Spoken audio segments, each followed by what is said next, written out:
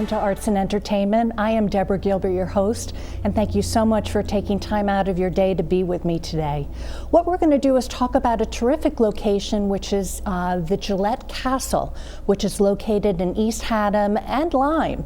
And I have the pleasure of having Sarah Lucey, the Seasonal Park Supervisor of Public Outreach, as my guest today. And Sarah, thanks so much for being here today. Greatly appreciate it. Well, thank you. Thank you for inviting me. You're welcome. Why don't we start with you? Tell us about you, your background, and what brought you to be working at the castle? I'm a native of Connecticut. I was born and raised in Connecticut. Through my niece that was a seasonal guide, she actually went to college and they were looking for a guide at the end of the season. And so that's where I started, and I've been there almost 15 years. 15 years, and what are your responsibilities when you're there at the castle? Basically oversee the guests, greet them, and give them any information. Usually we have little talks when we are open at the station. The visitor center, of course, is closed now, but we have a video, and that will give the history. And then when they come down to the castle, it's self-guided. You can walk through, but there's guides at different stations throughout the home. Speaking of being closed, why don't we talk about COVID? Tell us what's going on with the castle.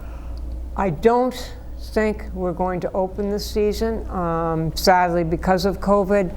A couple of things. It would be very difficult to follow the regulations, especially for the wood. It's over 100 years old. All the alcohol and all the chemicals would really hurt it. Very hard for social distancing. The home is 14,000 square foot home. The downstairs the living room is quite large. It's 1,500 feet, but then the rooms get smaller. It'd be hard to really social distance. So, do you have any idea the schedule? I mean, will it be open back up in next year? We hope next year. I don't think, we might do it for Christmas, but I doubt it there again. It would just be too difficult. It would be even more crowded because we do Christmas every year and it's very, very popular. So I think they're just gonna revamp, and hopefully our usual season is Memorial Day to Columbus Day. Oh, okay. And then you close after Columbus Day? After Columbus Day we close, and then we decorate for Christmas, and then we're open the weekends between Thanksgiving and Christmas. Okay, and then it closes altogether after Christmas? Correct. Okay. The park is always open. But the park is always open? Yeah, that to walk the trails and stuff, yeah. Tell me about the park. What's it like? It's a beautiful spot. Originally when Gillette purchased the land, it was 122 acres, and the state purchased land of farms that went out of farming, and they slowly acquired almost 200 acres. There's hiking. The trails have just been revamped, redone, so they're well marked and nice. There's picnic areas now that are open. In the beginning of the COVID, we couldn't have the picnic tables out, but the picnic tables are open. And I think the concession stand is open on the weekends, but the visitor center is closed. So. What are your responsibilities now? Do you go to the building itself, or are you elsewhere? I'm very fortunate. They hired me back. Originally it was cleaning, so it takes a while to clean a 14,000 square foot home, but I got most of it done. And now it's gardening, just sort of keeping an eye on people outside if they have any questions, especially when I'm outside. They can look it up on their phone who Mr. Gillette was, but they like to hear it from a person. Why don't we talk about Mr. Gillette? Tell us about him. He was a native of Hartford. He was born July 24th, 1853 in the Nook Farm section of Hartford. Mark Twain was his neighbor, Harry Beecher Stowe, very prominent area. His father, Francis, was a U.S. Senator for one term. His mother was Elizabeth Daggett Hooker, a direct descendant of the Reverend Thomas Hooker, the co-founder of the city of Hartford. Very prominent family. When he announced that he was going to be an actor, they weren't very happy. That was not considered a very good career. Prominent family, expected him to be a doctor or a lawyer. No, he started out as a stock actor And then he continued writing plays, producing plays, directing plays. That was unheard of. Now it's very common. He married once in 1882 to a Helen Nichols for 6 years. Sadly, Helen died September 1st, 1888 of a ruptured appendix, and he never remarried, and there are no children. So sadly, she never saw the home because he didn't build it until 1914 to 1919, and then he lived there about 18 years. But his most famous role, of course, is Sherlock Holmes. And Sir Arthur Conan Doyle was British. He was the one that wrote the stories, but Gillette created Sherlock Holmes, the Inverness cape, the deerstalker cap, the magnifying glass, the pipe. Elementary, my dear Watson, that was Mr. Gillette. And he did 1,300 performances from the 1890s to 1930s and made about $3 million in his career. That's amazing. No income tax. That's even better.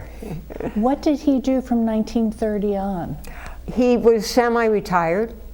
He had the railroad built in 1928. He loved trains. Where he lived in Hartford backed up to Union Station, so I think as a child he just loved trains, so he had his own railroad.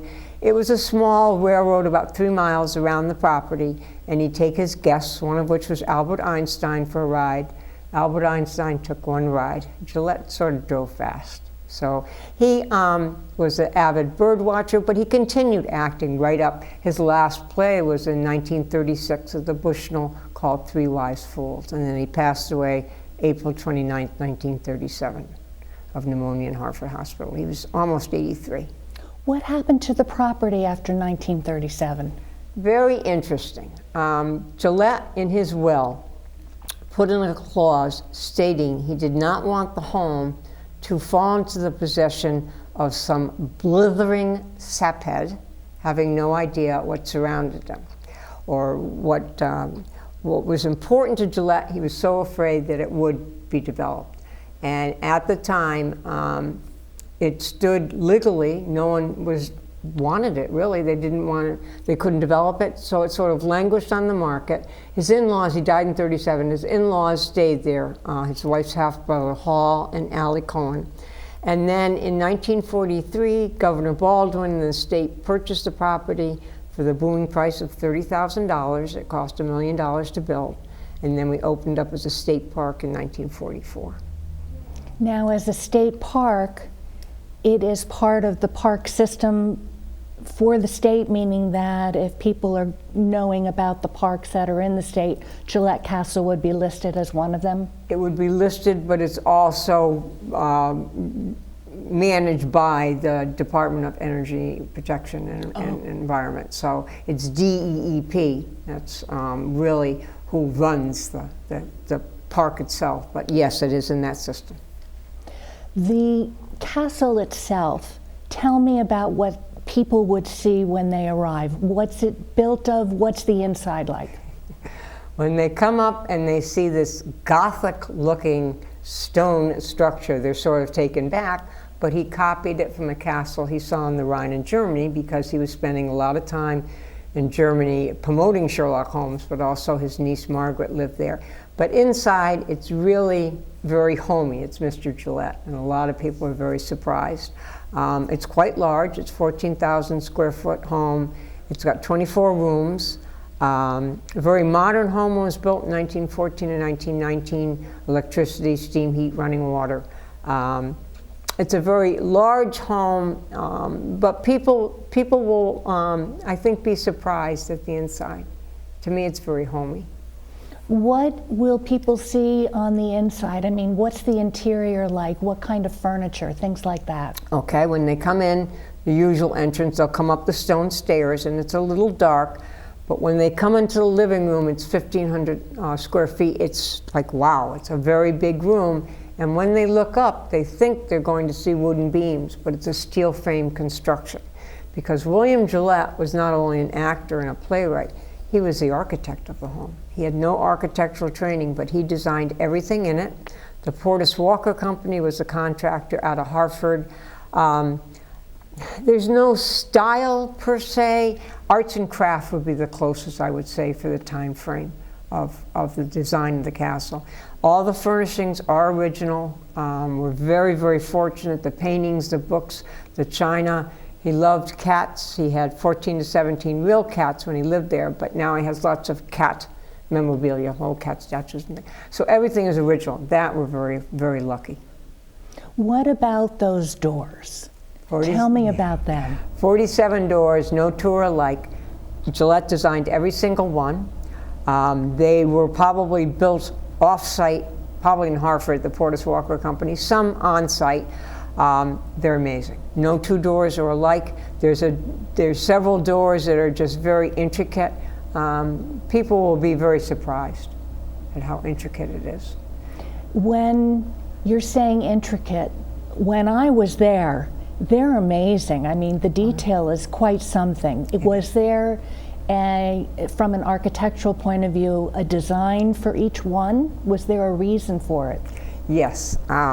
There's like a cat motif. There is an owl motif because he went to Hartford Public High School and the mascot was an owl. He wrote a play called The Red Owl. Train. The train was very important to it. There's a train motif. A lot of different interests navigation-wise. He had the boat, of course. He had the railroad. He had the boat, the Aunt Polly. So all of the doors are Mr. Gillette, I would say. And he designed everything himself, which is, to me, quite amazing. Very amazing. Yeah. The furniture that's inside of the castle, is that original? It's original. It's been reupholstered. Nautical in some ways, that the couches are built in. Of course, the famous trick bar that everyone's heard about. Right. And the mirrors, of course, they will see those. The furnishings are original. There's a table in the living room called the cat table. It's a card table, but there's little tassels on it because he had the cat, so they could play with it. Beautiful dishes, beautiful paintings. We're just very fortunate. The furniture, a lot of it is probably taken out, so there's more room for the crowds. But otherwise, everything is original. That's the point. Hold that thought. We're going to take a break right now. We'll be right back. Hey, let's check out this park.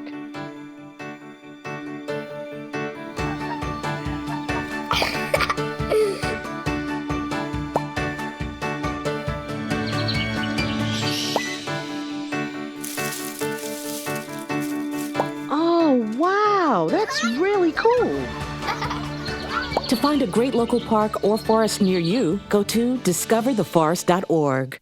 Okay, so we drowned the fire, stirred it, drowned it again, and now just feel if it's cold. Yeah. Cool.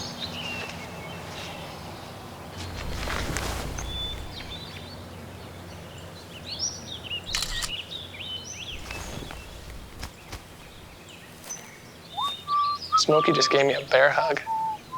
I know. I already posted it.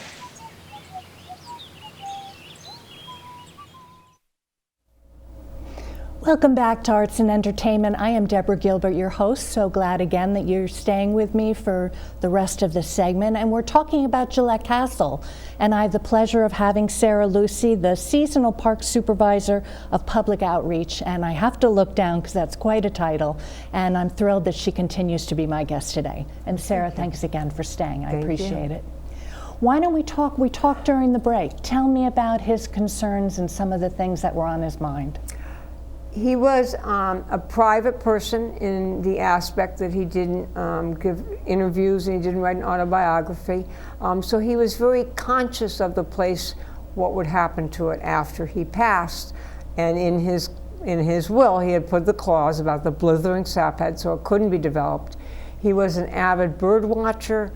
He loved his train, and he respected the property. He was an environmentalist, I guess, before it became fashionable. And I think he would be happy today that people are enjoying it. The train, of course, was his love. One thing I will mention too, when the guests come, they're going to see a 7 and an S on the napkins and things. It was called the Seventh Sister Estate because there's 7 hills dotting the Connecticut River from Middletown down to the shore. and he bought 122 acres of the Seventh Sister Hill, so hence the name, the Seventh Sister. When the state bought it, they changed it to Gillette Castle State Park. Oh, okay. Yeah, So they named it after him. right. He called it the Seventh Sister Estate, or in bad building days, his pile of rocks. But yeah, he purchased 122 acres, and now we have almost 200. When he purchased, take me back. What brought him to East Haddam, Lyme, to even look to purchase a property if he's from Hartford? He's from Hartford. He had the houseboat called the Aunt Polly. And let me back up a little bit with that. When his wife died after 6 years of marriage, he was very, very depressed, and rightfully so. He dropped out of acting and moved to Tryon, North Carolina, and built a home called the Thousand Pines. There was the lore said there was a mountain woman, Pamela Carruthers, that actually brought him back to health. So he named the boat the Aunt Polly, and that's what he was doing in about 1913. He came up the Connecticut River, spotted these hills, docked it, climbed, and saw the view, and immediately bought 122 acres of the Seventh Sister Hills. So that was the Seventh Sister Estate. Who did he buy it from? That is a very good question, and as many years as I've been there, it's in 2 towns. We even had a curator. We can't seem to find it. And land was so inexpensive in those days that it probably didn't mean anything to 122 acres. Now it would today. And he started building in 1914 and completed in 1919. Did he have a crew of people that came from a certain part of the state? I mean, you said he was an architect in his own way. Did he bring in some skilled laborers to help him do this? The Portis Walker Company was a very reputable company in Hartford. His parents knew them, so he hired them. Not to be politically incorrect, but the masons that did a lot of the stonework were Italian, Portuguese, and Irish. Then there were the local carpenters, Frank Bangs from Deep River. There were a lot of local people. Even to this day, I hear of people that, you know, the families will come up and say that they worked for him. So it was quite a crew. And to build a place like that, you've been there, and to go up on that hill and to do what they didn't have cranes and stuff. They had oxen and manpower. Mm-hmm. So it was really quite a feat. Very much.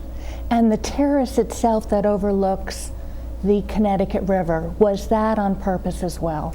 I'm pretty sure, and someone might correct me on that, I think that was there when he was there, because supposedly there was a rose garden up there and perennial gardens. He had I call him his right-hand man, Mr. Osaki. Yukitaka Osaki was Gillette's valet and confidant, and Gillette built him a house down by the ferry landing. And stayed with Gillette even after Gillette passed away. So he was quite the gardener. And there were lilies in the pond that supposedly he propagated. So there was a lot of horticultural, a lot of flowers and stuff. So I think the terrace was there. The state might have done something to bring it up to code to protect, people, because it's such a drop. But yeah, that was always there. Tell me about the Aunt Polly. The Aunt Polly was quite the boat. It was originally 107 feet, and then it was extended to 144 feet. It was enormous. It was like this floating palace. It didn't go very fast. I'm not a boat person, but I think the knot speed was very low, but very, very lavish. It even had a fireplace. It had a salon. It was a wooden boat, and sadly, in the 30s, it burned at its mooring and sank. And there has been an archaeological preserve done on it, I think in the 80s, by the State Archaeology Society. So it's quite the boat. And she burned and sank in a mooring, and even on low tide, full moon, you can see bits and pieces of her hull. So she's in the Connecticut River? Yeah, she's in the Connecticut. Fortunately, because Gillette was in his 80s and he was not boating much, they took a lot of it off the boat, so a lot of it was saved. So my biggest question would be, the castle is very high from the river, and the river is very low. How did he get from the boat to his home, the castle, I mean, how on earth did he climb that hill? He was in his 60s and he could go up that hill like nothing. I have a hard enough time. But yeah, no, he hiked. He was very, very well, fit, and that's what he did. He did have a driveway, obviously, and people did come up with cars. The river road that you turn off into the castle, that was there, but the driveway that you drive in, no, that was put in by the state. He did have a driveway where people would come up from the ferry landing. Oh, okay, so there is a driveway. Right, and there was a porte-cochere, as I call it, an entryway where the cars and carriages, because they still had horses, would turn in and drop off the guests. Speaking of guests, tell me, was this a normal thing for him to have people come and visit? Yes, he had people like Albert Einstein, who actually rented a cottage in Old Lyme for the summers. He had some very famous actors. I love The Wizard of Oz. Billy Burke visited. There are a lot of people that were in the theater that visited. But he didn't have large parties, always people thought, like, The Great Gatsby. No, he was a private person, and he was still acting. He even had Charlie Chaplin come, Billy Burke, and a lot of famous people in the theater that today you have to tell people who they are because it's so long ago. But the theater back then was almost what video and TV is today. The theater, tell me where he performed. All over, New York, the East Coast, almost into the Midwest in the beginning, some California, but not a lot, and Europe, a lot in Europe. A lot in Europe. Yes, because he promoted Sherlock Holmes. And of course, Conan Doyle was British, so that promoted it also. So getting over to Europe was probably a feat in itself at that time in our history to travel over there and perform. Were there particular theaters that he liked to perform in? Yes, and I don't know them offhand, but yes, there were several theaters in Europe. It would take about 3 weeks on the boat. And what we see of steamer trunks, you'll see them at the castle, that's what he put his costumes in. It was like a major endeavor to travel back then. But he was very comfortable, I think, in Europe, and he knew a lot of people, and he was very, very famous. Hard to believe that somebody back in the early 1900s was that famous, and you said made $3 million in his career. That's a lot of money in today's dollar figure. And he always felt that if he wrote the play, produced it, directed, and starred it, he got rid of that middle person. And of course, that's very common today. It was very unusual back then. Plus, he did some special effects. He was sort of very, very comfortable in the theater. He loved the theater in that aspect. He did one silent movie in 1916 called Sherlock Holmes, but he did it, but he was not comfortable. He looked very comfortable in the silent movie, but the theater was his main thing. Did he think, even though he did the silent movie, did he ever think at all that he would pursue film? He was in his 70s by then, and I don't think it really interested him. I think the theater was his true love. People like, of course, Billy Burke and a lot of the Ethel Barrymore and those people, some of them went on to movies. Gillette did one, and it just, he did it, and didn't dislike it, he just had no interest in it. I think the theater was his main interest. And you have been there, what did you say, 15 years? 15 years. What is it that keeps you getting up and going there? The view. The house, but the view. I mean, it's just so incredible that the state was able to purchase it and that we have it for the residents of Connecticut. The view and the home and the fact that even the railroad where he built it along the river, I mean, I don't know how these people physically built it, to tell you the truth. I guess they must have had a barge. And they're all gone by, so it's hard to find out, but it was an amazing feat. But yeah, I think the view, the fact that he designed it, and the fact that it's open to the public. Well, unfortunately now, not this year, but it will be. Speaking of the train, I see the train tracks still. Did it go all around the property? Did it leave the property and travel into town? No, No, it was 3 miles around the, basically around the house and where the concession stand is, down into the woods, along the river, which was very scary for people because it was a 200-foot drop, and they looked down and there it was. And it was there up until 1999, and then they pulled all the tracks up, I think, for safety issues. And of course, the train was sold after Gillette passed in '37. The family sold it to Lake Compounds, and it was there for many, many years. And then I think in the '90s they got a new train, and we have the electric engine in the visitor center that's on display. The steam engine is still being restored, but we'll never bring it back. It would be too hard. Tell me about young people and the children. Are there tours, or what would attract them to come and see the castle? I think they're fascinated by it, and believe it or not, most children know who Sherlock Holmes is.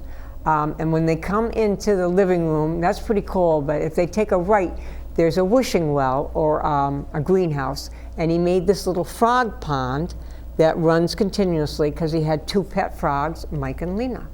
So the kids always gravitate toward the frog pond.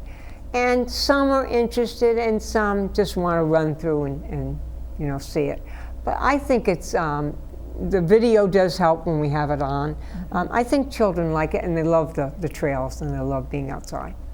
We have just a few seconds left. Okay. Any closing thoughts for the viewer about the castle itself? It's a wonderful place. I hope that it will open next year, and I hope you can come and see us. I think it's worth a trip. Well, thank you so very much, Sarah, for being here. I greatly appreciate it. Oh, thank you for inviting me. You're welcome. And you've been tuned into Arts and Entertainment. I'm Deborah Gilbert. Thanks so much for joining me. We've been talking about Gillette Castle. Please go visit. Have a super day. Talk to you soon.